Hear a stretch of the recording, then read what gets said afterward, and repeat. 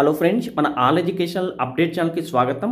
ఆంధ్రప్రదేశ్ మరియు తెలంగాణ రాష్ట్రంలో postal department నుంచి కొత్తగా రూరల్ మరియు అర్బన్ ప్రాంతంలో ఉన్న ప్రజల కోసం అయితే పోస్టల్ సర్వీసెస్ అందించేందుకు ఫ్రాంచైజ్ స్కీమ్ అయితే విడుదల చేయడం జరిగింది.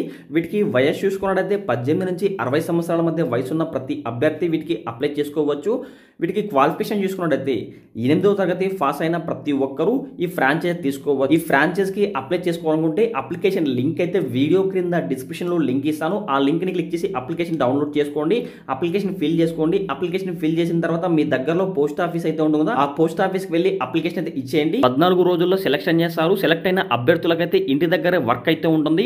పోస్ట్ ఆఫీస్ సంబంధించి కొన్ని స్కీమ్స్ అయితే ఉంటాయి కదా, ఆ స్కీమ్స్కి అప్లై చేసుకోవడం, మనీ డిపాజిట్ చేయడం, విత్డ్రా చేయడం, ఇలాంటి చిన్న చిన్న వర్క్స్ అయితే ఉంటాయి. ఇవి ఇంటితో కూర్చొని వర్క్ చేసుకోవచ్చు. ఈ వర్క్ చేసినందుకు పోస్ట్ ఆఫీస్ నుంచి కొంత కమిషన్ అయితే ఇవ్వడం జరుగుతుంది.